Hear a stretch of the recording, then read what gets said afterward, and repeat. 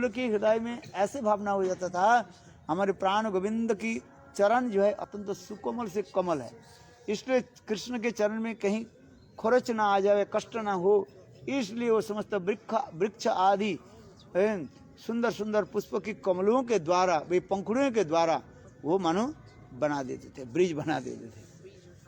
इतने सुंदर लगता था उस समय। लता आदि जो नित्य आदि करते रहते हैं, किंतु लता स्त्री जाती है, नित्य में स्त्रियों की नित्य जो है अतीब मनोरम होता है, चित्ताकर्षक होता है। पुरुषीय शास्त्र में कहा गया, पुरुषों के जो नृत्य होता है उसके कहा जाता है तांडव नृत्य कहा जाता है, और स्त्रियों के जो नृत्य होता है उसे क्या कहा जाता है? लास्य नृत्य कहा जाता है। इस तांडव नृत्य पुरुष में होता है, और स्त्रियों में जो नृत्य होता है वो लास्य नृत्य हो जाता है, और उसमें बहुत मधुर भाव आदि प्रकट होते हैं। इसलिए लता स्त्रीलिंग होने के नाते, लता शब्द स्त्रीलिंग है, अकारांत स्त्रीलिंग कहा जाता है। स्त्रीलिंग शब्द होने के नाते ये मानो कृष्ण ब्रज में आने के साथ ही साथ लता जो है अपने आप नृत्य करना शुरू कर देते हैं। और वृक्षा पुरुष जाति है, वृक्षा क्या करते हैं? पुरुष जाति होने के नाते सख्य भाव प्रदान, सख्य भाव दिखा रहे हैं। ये कृष्ण जब आते हैं वो समस्त वृक्ष आदि अपने लंबी लंबी भुजाओं के द्वारा बनी शाखाओं के द्वारा कृष्ण के आलिंगन कर लेते हैं, और कृष्ण के दर्शन जनित सभी की आंखों से आंसू की धारा टपकते रहते हैं। जैसे कभी कभी आप लोग देखे होंगे, जब सघन वन में जब आप प्रवेश करोगे, देखो वे बारिश जो टपक रहे हैं, बारिश नहीं हुई क्योंकि तथापि जो है टपकते, बारिश के बूंद जैसे टपकते रहते हैं।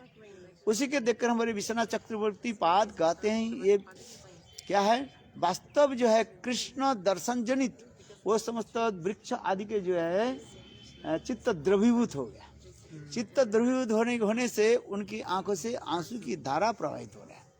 इसलिए हमारे विश्वनाथ चक्रवर्ती पाद और श्री सुखदेव गोस्वामी श्रीमद् भागवत में कहते हैं, वनलता तरबो व्यंजंती पुष्प फलाढ्य है। इसलिए वो वृक्ष आदि क्या करते हैं? सख्य भाव से कृष्ण के जो है आलिंगन करते हैं। कैसे? अपने अपने बड़े बड़े लंबी लंबी भुजाओं के द्वारा है कृष्ण के आलिंगन करते हैं। जैसे एक मित्र दूसरे मित्र के देखते ही है उनको क्या करते हैं?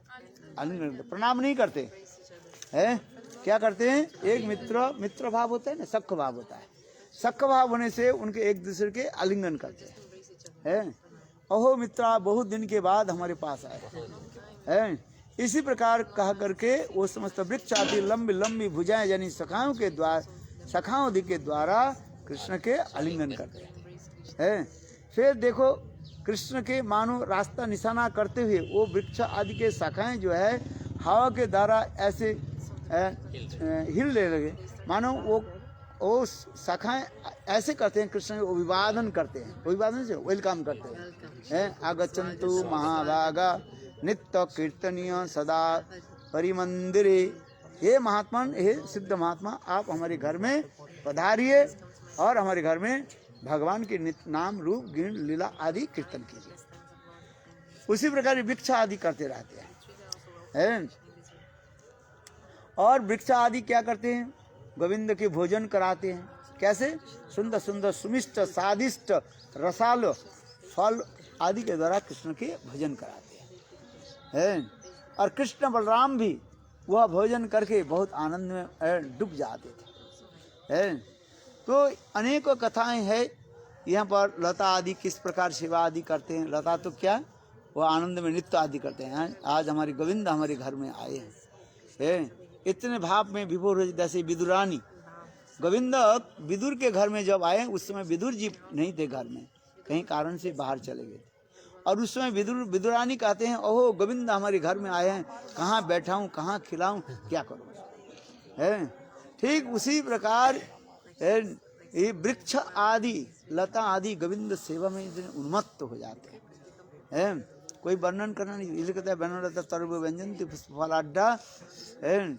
उसी प्रकार अपने कहते हैं गोविंद आने पर उनकी स्वागत कैसे होते हैं। स्वागत की भी बहुत सुंदर वर्णन कर रहे हैं। जिस प्रकार राधाधीर महाराज अनेकों देश विदेश के विजय प्राप्त करके जब अपने स्वदेश में जब पधारते हैं तब समस्त प्रजा लोग राजा के किस प्रकार सादर अभिनंदन करते हैं, कैसे अभिनंदन करते हैं?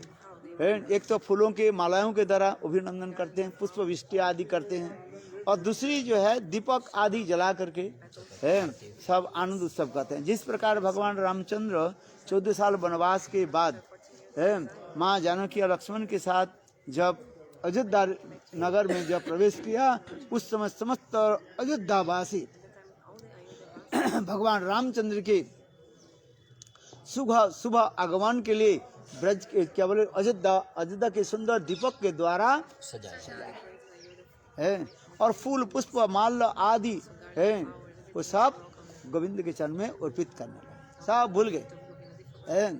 यहाँ तक भी गोविंद की भूख लागते हैं, इसलिए भोजन क्या करें, अपने जो सुमिष्ट स्वादिष्ट रसालो फल गोविंद के पास दे देते। और गोविंद लोकवस्तु लीला केवल मनुष्य के भांति सावधान लीला आदि कर रहे हैं, गोविंद भी वह फल को जो है लेकर के ग्रहण करते हैं, और गोपियाँ तिरछी नजरों के द्वारा उसको देख करके प्रसन्न होते हैं। ये समस्त बहुत विस्तृत वर्णन है, इसलिए वृक्ष कोई साधारण वृक्ष नहीं है, पेड़ पौधे कोई साधारण नहीं है। भजन करते करते आपके अनुभव होगा।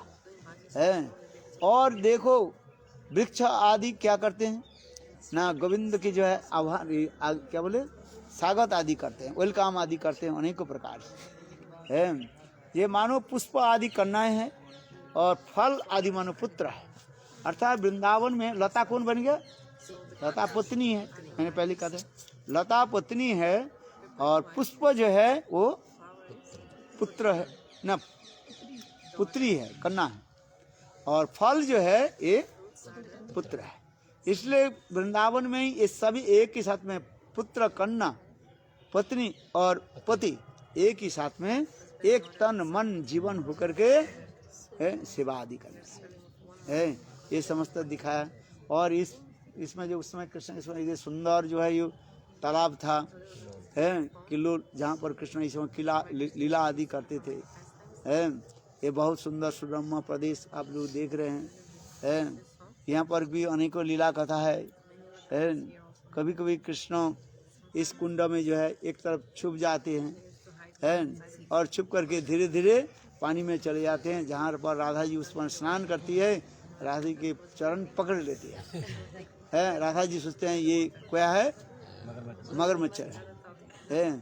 ऐसे ऐसे लीला यहाँ पर होती है। ये बहुत सुंदर सुरम्य प्रदेश आप देख रहे हैं, कितना सुंदर है। ठाकुर जी आप देखा, इसलिए ठाकुर जी के नाम है किल्लोल बिहारी है। इस तरह से है।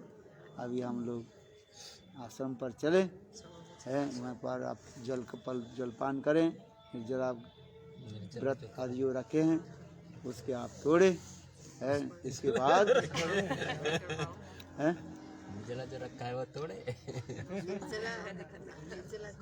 नहीं, जो निर्जला रखे हैं उसके नहीं करें, जो निर्जला नहीं रखे हैं वो फलाहार करे, यही खाते है।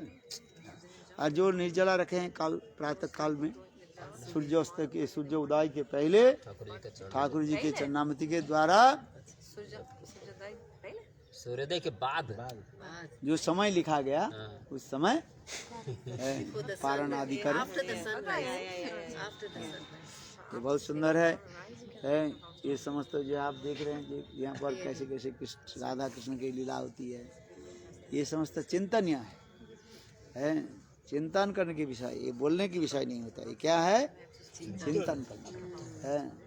इसलिए कहते हैं यही लीला स्मरो आर गाओ कृष्ण नाम अचिराते कृष्ण प्रेम पावे कृष्ण प्रेम। हमारे भक्तिमान ठाकुर कहते हैं यही लीला के स्मरण करो, चिंतन करो और हरिनाम करो, और धीरे धीरे अपने स्वरूप ज्ञान की उपलब्धि होगी, तब धीरे धीरे आप गुरु वृंदावन में पहुँचो। गौड़ीय वैष्णव के आने की तात्पर्य यही होता है। गौड़ीय वैष्णव के साथ आने की तात्पर्य है न धनंग न जन्म सुंदरिंग कवितांग व जगदीश कामये मम जन्म जन्मेश्वरी भवता भक्ति है। यही प्रार्थना हम करते हैं। ये समस्त लीला स्थल भगवान के लीला भूमि है, लीला ललाम भूमि है। इसलिए अब हम आगे चलते हैं। बोलो वृंदावन बिहारी।